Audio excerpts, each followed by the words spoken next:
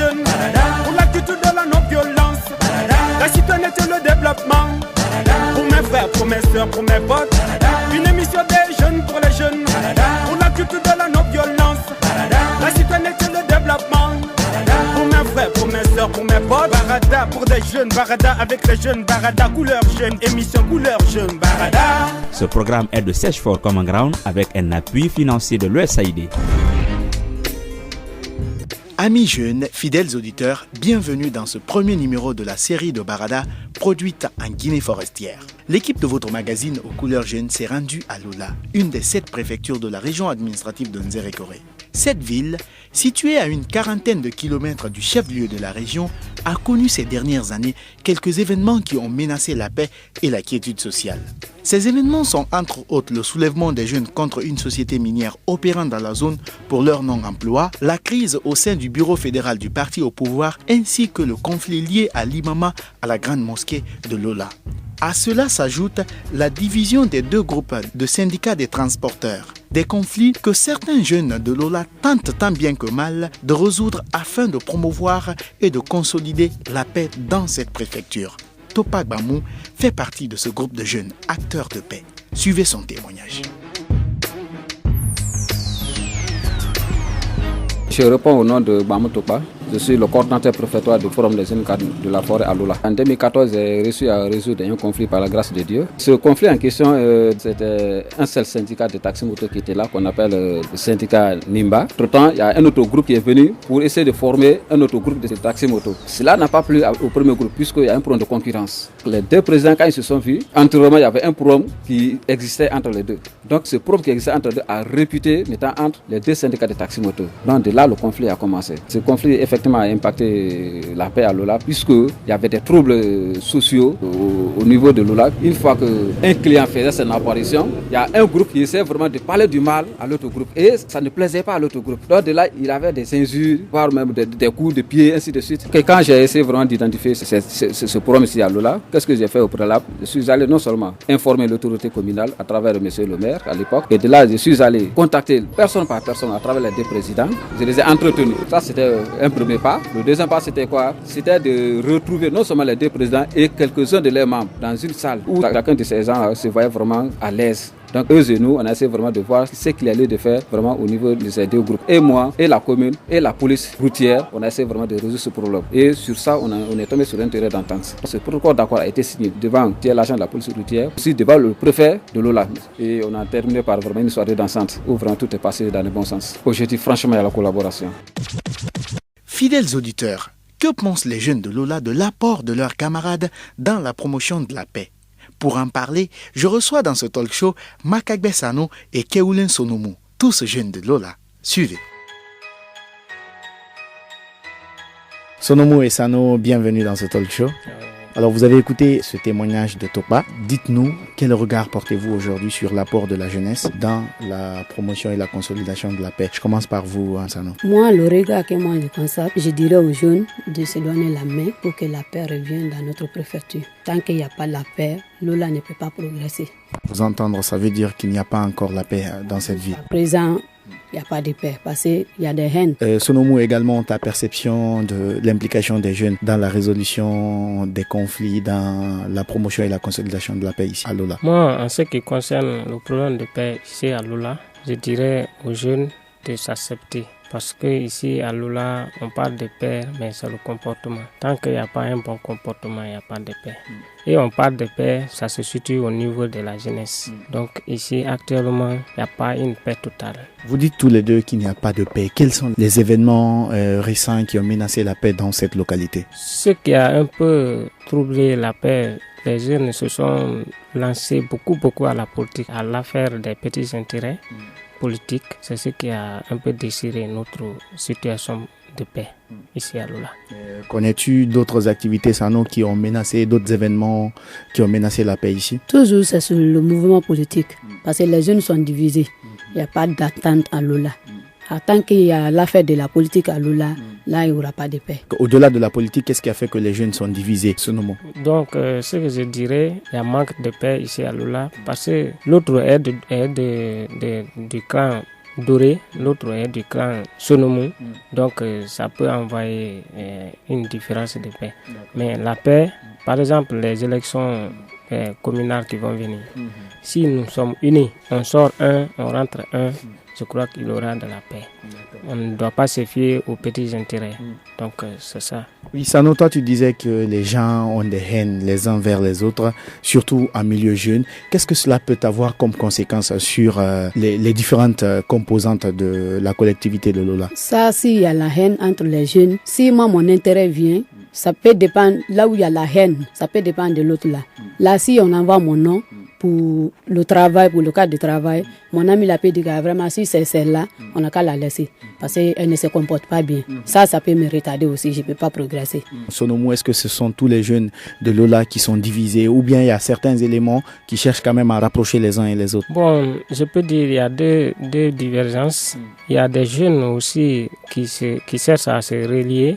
Il y a des jeunes aussi qui ont des clans dans les quartiers jusqu'à présent. Mais ce que je dirais, il y a des impacts aussi, il y a des conséquences négatives. Quand il y a des clans politiques, les jeunes de Lola ne vont pas progresser. Parce qu'il y a presque 3 sociétés minières ici. Mais tant qu'il n'y a pas la concordance entre les jeunes, il n'y aura pas de paix. Vous parlez souvent de la politique, mais en 2012, il y a eu un soulèvement d'un certain nombre de jeunes ici même à Lola qui n'avaient rien à voir avec la politique. Est-ce que la politique est la seule raison de la division des jeunes? En 2012, ce qui avait surmonté les problèmes, c'est que le recrutement n'était pas encore de façon correcte. Il y a certains jeunes, des bien placés du monde, ils prenaient aussi leurs proches et laissaient les autres jeunes. C'est ce qui a fait le soulèvement en 2012. Sano, est-ce que les jeunes initient par exemple des associations, des mouvements pour favoriser la paix dans cette localité? Si, bien sûr, il y a ça ici. Vous en connaissez? Oui. Vous pouvez nous parler un tout petit peu d'une structure qui œuvre dans ce sens? Il y a l'association des jeunes de Fouala qui sont en train de sauver pour que la paix revienne à Lola. Parce qu'il y avait un conflit entre les Koniaké et les Foualaka. Mais jusqu'à présent, l'affaire de mosquée, là, ça existe toujours. Mais les jeunes cessent toujours à sauver ça.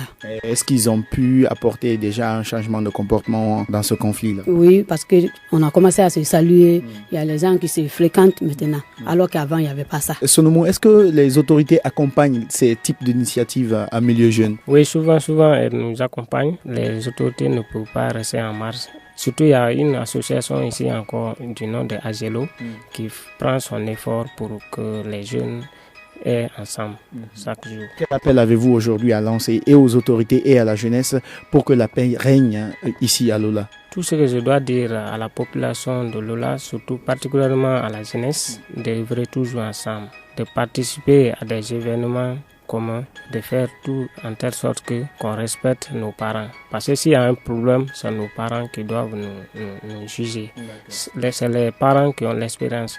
Donc on doit toujours suivre non seulement les autorités et nos sages de la localité. Sano, quel est l'appel que tu lances aujourd'hui à la jeunesse de Lola, précisément aux filles? Moi, je dirais à mes amis filles, à mes camarades, de se pardonner, de s'approcher, de s'aimer. C'est l'union qui fait la force. Merci Sano et Sonomou de passer dans ce talk show. Merci. Amis jeunes, pour la dernière rubrique de cette émission, la principale question est de savoir quel regard portent les autorités de Lola sur l'engagement des jeunes dans le maintien de la cohésion sociale et de la promotion de la paix dans la préfecture. Élément de réponse avec Sayola Tono, préfet de Lola. Il est l'invité de Mamadi Ternaka Misoko dans cette rubrique Avis de l'expert. Suivez.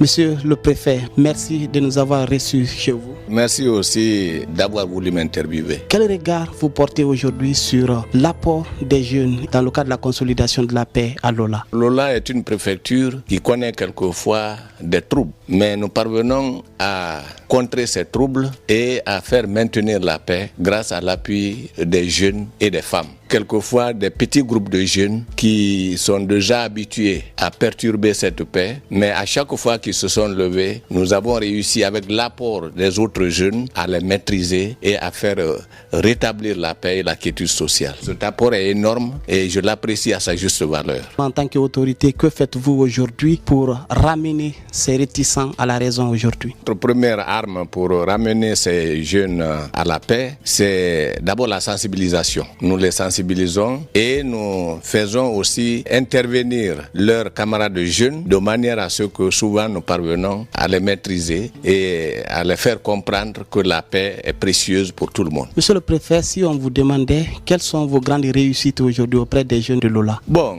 mes grandes réussites, c'est que Lola était un centre de troubles avant mon arrivée ici. Vous avez suivi à un moment donné, et précisément en 2012, les problèmes qu'il y a eu au niveau des monts Nemba, des groupes de jeunes qui s'étaient levés contre cette société. Aujourd'hui, on ne vit plus ces problèmes. Quelques regrets aujourd'hui auprès des jeunes? C'est surtout ce petit groupe qui tente de se lever parce que ce petit groupe n'aime pas la paix. Mais nous sommes en train quand même de les ramener à la raison parce que la préfecture de Lola est une préfecture qui a une position stratégique. Nous sommes à la frontière avec deux pays de la CEDEAO, la Côte d'Ivoire et le Libéria. Nous avons aussi un potentiel économique très important. Donc pour toutes ces raisons, nous sommes en train de travailler de manière à ce que la paix soit définitive dans la préfecture de Lola. Et nous sommes en train de parvenir à cela. Parce qu'à chaque fois que nous le faisons, beaucoup de jeunes qui étaient avec ce groupe finissent par comprendre et prêtent le serment qu'ils ne seront plus avec ces jeunes qui veulent perturber. Une dernière question, monsieur le préfet. Quel est le message que la préfecture lance aujourd'hui à ces nombreux jeunes qui sont ici à Lola? Chacun doit considérer que la denrée première d'une préfecture comme Lola, c'est la paix. Nous sommes une préfecture qui, à cause de son potentiel économique et social, culturel, constitue aujourd'hui un véritable pôle d'attraction de nombreux investisseurs guinéens et étrangers. Mais s'il n'y a pas la paix, ces investisseurs n'auront pas le courage de venir. Et s'ils ne viennent pas, alors comment nous allons faire employer nos enfants? Aujourd'hui, beaucoup de jeunes sont au chômage. Et plus ces sociétés viennent, il y aura beaucoup de jeunes qui seront employés. Il y a aussi des projets qui viennent. Il y a des programmes qui viennent. Et chaque fois, ces institutions viennent, nous parvenons à employer nos enfants. Et quand nos enfants sont employés, alors c'est nous tous qui gagnons. Donc nous gardions jalousement la paix. Nous la maintenons jalousement. Et que même au sein de nous, nous ne devons accepter de faire la pagaille dans la cité. Monsieur le préfet Sayoula Tolno, merci. Merci.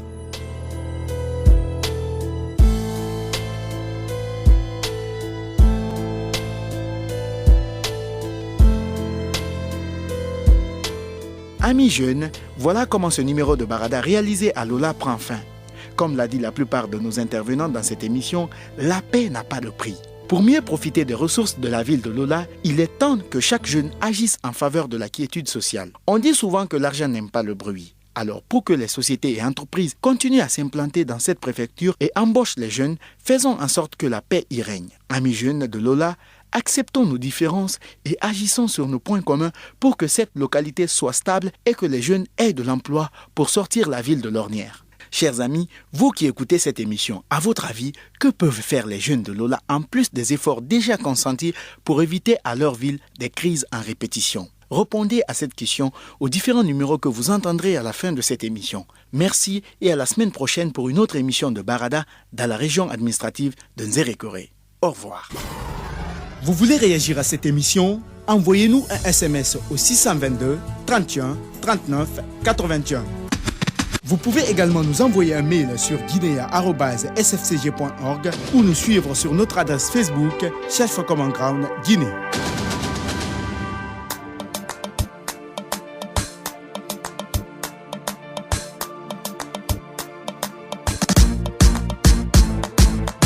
Une émission des jeunes pour les jeunes, pour la culture de la non-violence, la citoyenneté et le développement, pour mes frères, pour mes soeurs, pour mes potes.